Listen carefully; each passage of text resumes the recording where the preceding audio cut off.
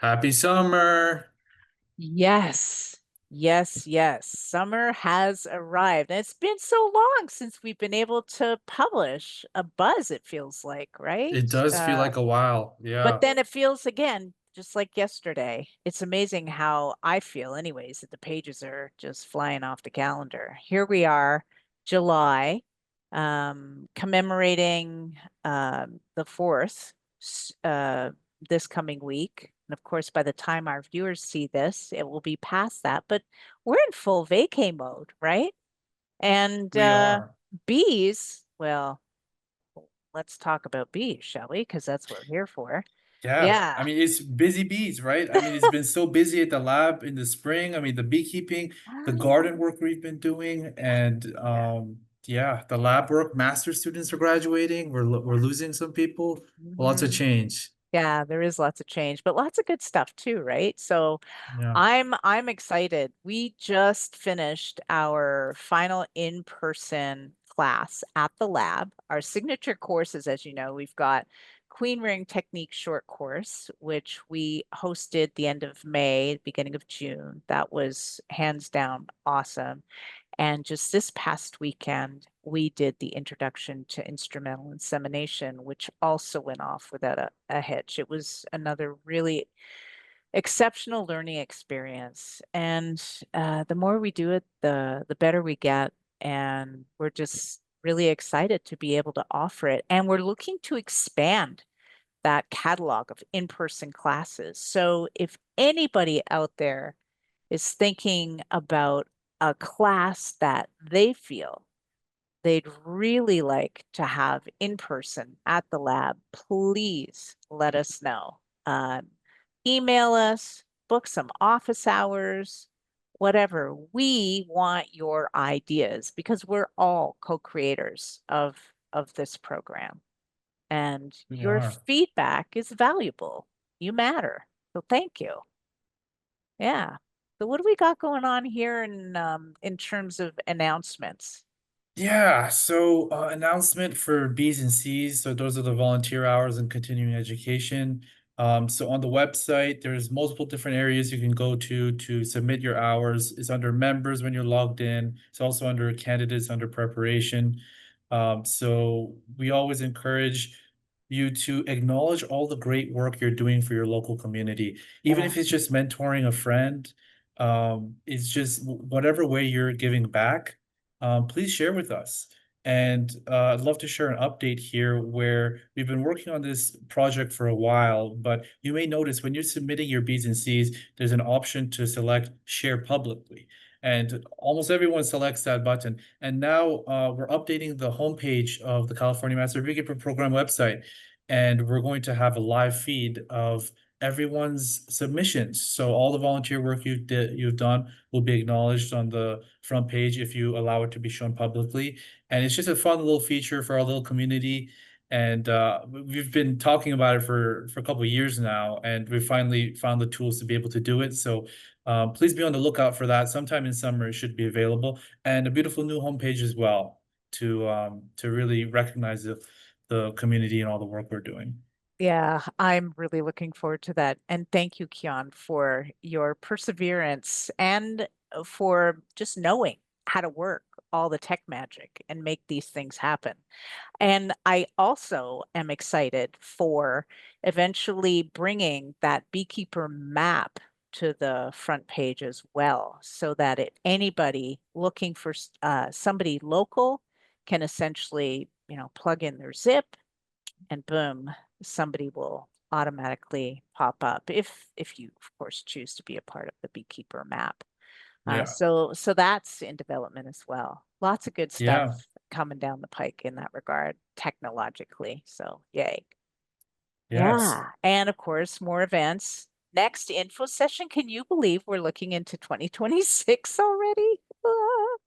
Yeah, so if anybody is looking to become a member of the camp and wants to just dip their toe in the water and figure out what it's about, well, they can see the info sessions that have been recorded and are actually on our YouTube channel right now, or they can attend an info session. Our next one live is January the 14th, 2026. And the orientation will be 2 weeks after that.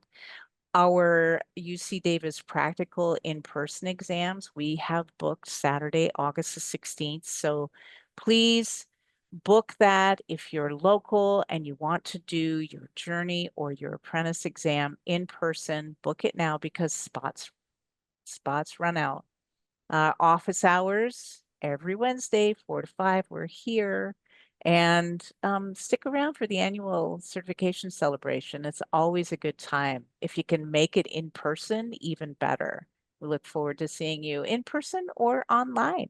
And that's November the 15th, just before the CSBA, actually. Huh? Yeah, Yeah. yeah.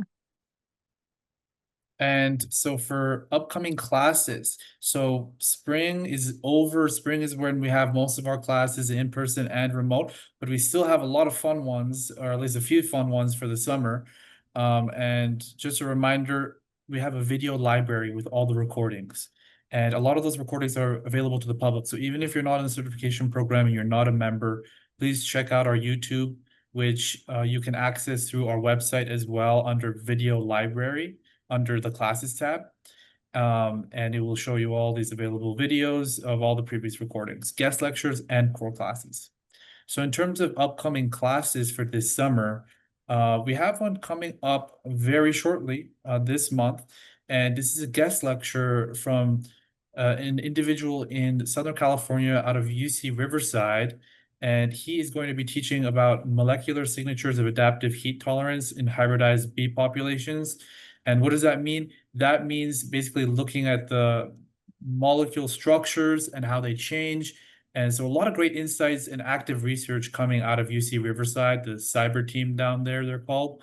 And so this would be a great opportunity to ask active researcher questions about biomolecular research. And that is Christopher, and please remind me his last name, Wendy, if you remember. Christopher Allen. Yeah, Thank you. So yeah. it's gonna be Christopher Allen from Southern California. Yeah, basically, how does heat affect bees? Which I think at this point is the middle of the summer. We couldn't ask for a better guest lecture, right? So I'm tuning in, that's for sure. Yeah. Yeah. And then we also have Advanced Anatomy and Physiology of the Honeybee. That's a great class where you see some videos of dissections. It's a class that's at the journey level, and you get to understand all the different internal parts of a bee and external parts, all the sensory organs, all of the internal organs, and so you're gonna get to see a lot of images, and is taught by Alina as well, which is always great, which is the director of our lab. And you get to ask questions to someone who's very well experienced with dissections and all parts of the honeybee. And then we also have waxworking, honey, and hive products, which is always a very fun class talking about everything you can do with all the products of honeybees. So what equipment do you need? How much time does it take? Some ideas for activities as well for you to try out. That one is always a high demand. Yeah, cyber conference. I unfortunately won't be able to make it in person because I'm actually just getting back from vacation on the 21st of September. But if you are available to be in person at UC Riverside at the Cyber Lab, we highly recommend this conference on September the 20th. We were speaking with the team at that lab this week, and they are in the process of uploading the registration page. So just log on to Cyber at UCR and keep an eye out for that registration. It's a pretty awesome conference, and it's a great opportunity to network and like Kian just mentioned, be in the audience to hear about all the cutting edge research that is happening in Southern California, especially around honeybee defensiveness and heat tolerance. So, yeah, it'll be good stuff. Are you going to the CSBA event? It's happening in Temecula at the Pachanga Casino Resort. Beautiful spot, lots to do. And I believe, yes, the registration for the California State Beekeepers Association meeting will happen on August the 1st. So you just have to check back on their website and you'll be able to register as a vendor or a participant.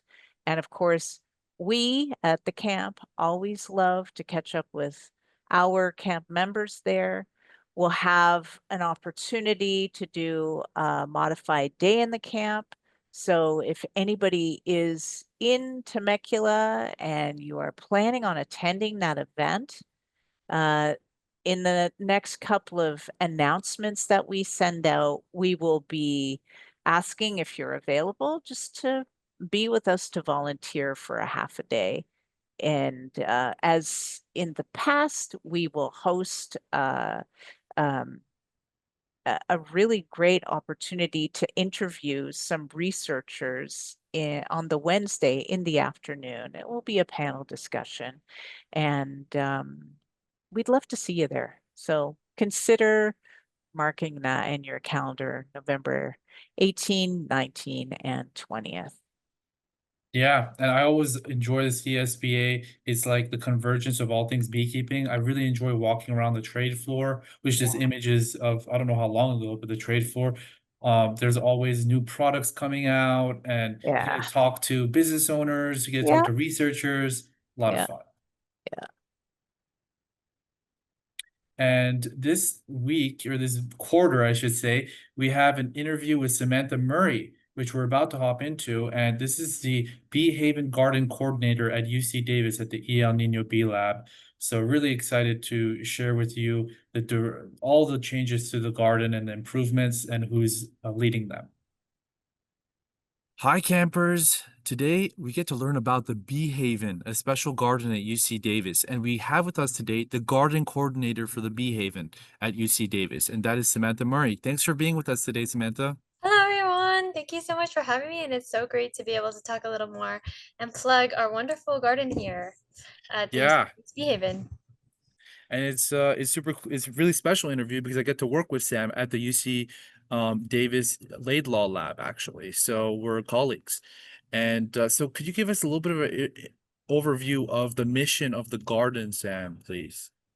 Yeah, our mission of the garden is to promote the health of not only the plants, but all the pollinators. It's a pollinator garden, so we want to encourage all of our bee visitors, but also all of our other pollinators, including hummingbirds and bats and butterflies. We get many of those. So And we is it open to the public? Oh. It's open to the public from dawn to dusk, and it's free to come. So we encourage visitors, and you are welcome to come and take as many pictures as you would like. And we have over 200 plants in our garden. So you can really get inspired to come to this garden, see the plants you like, maybe go home and make your own pollinator gardens. Oh, fantastic. So it can like inspire you. You can go around and see what plants might work in terms of water requirements, in terms of it's good for butterflies or hummingbirds or bees. Awesome. Absolutely. And one of the things that we really tell all of our visitors, which is important in designing your own pollinator garden, is to have year-round blooming. So no matter what Mm. time of year it is in the garden, we are always going to have something in bloom. And because of this, we have a blooming schedule in addition to a pruning schedule, because all these things, when you're maintaining a garden, require the ability to know best when to care for your garden so that it's going to be thriving at its peak. How long has the garden been around? So the garden's been around since 2009 and is when it first had its developmental stages, and then it had its first presentation to the public in 2010. So you mentioned that the public can come visit the garden dawn to dusk. However, are there tours available as well, Sam? Yeah, so there's tours available, and then you can email me at behaven@ucdavis.edu if you're interested in tours. But also, we are very encouraging of younger ones to visit for tours, but also we host classrooms and we have field trips, and we also, have a lot of summer camp visitors, and we can also travel and go to your summer camp. So definitely, if you are interested or know of any young ones who might be interested in this, being a young person involved in the bee world, give us a contact because we would be more than happy to share the love and passion of pollinators. And in terms of, let's see, the number of plants, like the native plants, do you know that off the top of your head by chance? Yeah, Like, in terms of the amount of native plants we have.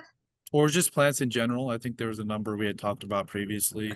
Yeah, I think we have over 200 plants.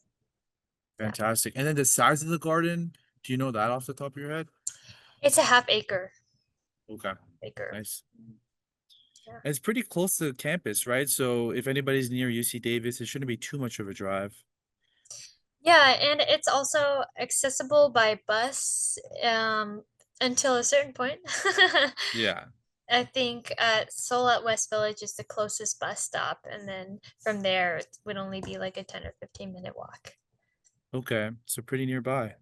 And I've seen you this last year heavily involved in gardening and all the upkeep and also new projects in terms of signage and more at the garden. I'm curious, how did you originally get involved in the garden? And have you always had an interest in horticulture, or was it really just recently? Yeah, I mean, my involvement for the garden just extends to my younger years because I actually started working on pollinator gardens when I was just a Girl Scout. I was like a junior or cadet in the Girl Scout program. And in Sonoma County, there was this organization, nonprofit called Conservation Works, and they partnered with many Girl Scout troops to design, and we all kind of, all the Girl Scout troops in that area of Sonoma design their own pollinator gardens. And so that experience really made me fall in love with bees, and just that advocacy for the bees in terms of what we can do as ourselves to help the bees.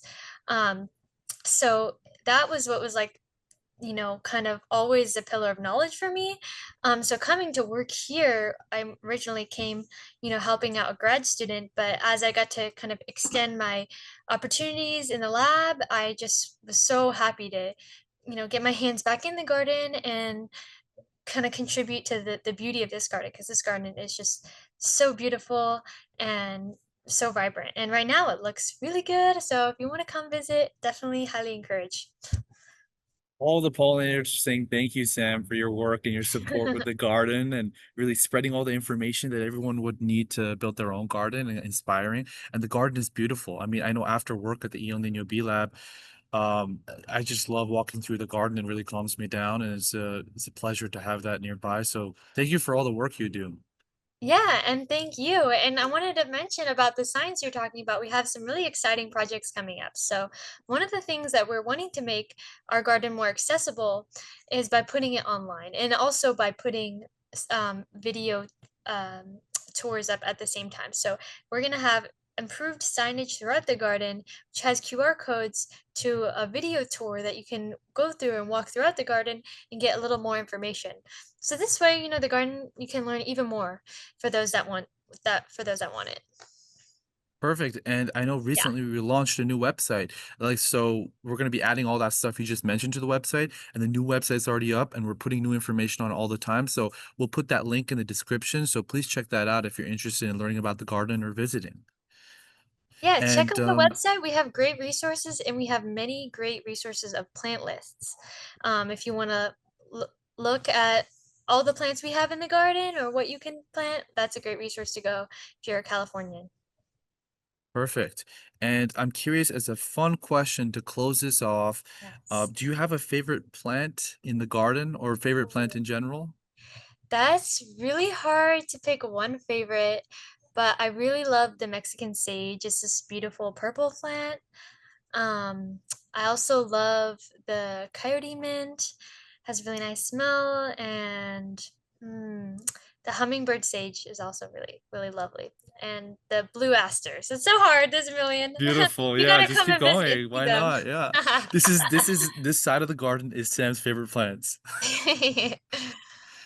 Okay, Mm. well, thank you again, Sam. Yeah, and thank you, Keon. welcome back. A few updates to beekeeping regulations. We had the pleasure to have Jennifer Berger, the state apiarist, and also Dave Stoffel to join us at the El Nino Bee Lab a couple weeks ago. And they shared with us a few updates that are coming up. They also have a new website, which we're going to link in the description for the state apiary program. And that website is going to have everything you need to know about regulations beyond what we share here. We also have a web page on our website to check out. But what we wanted to share with you here is that your hives always need to be registered. This year, there was no requirement to pay. Next year, effective January 1st, this is a fee schedule. So for hobbyists, it's going to be likely $10 or $0, depending on if your county waives the fee or not. And then depending on the number of hives as they go up, the fee goes up as well. And this is really to support the state's ability to do inspections and ensure safety, biosecurity, all the good stuff. And so it's always good to be well informed of the beekeeping regulations and register your hives. Yeah, indeed.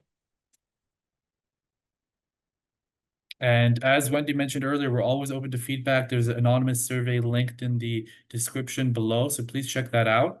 And please share with us what you'd like to see more of, what you'd like to see less of. And we do read those, so thank you. And with that, we hope you enjoy the rest of your summer, and Yeah. we'll be sending more updates soon. Be well, everyone. Be well. Be well.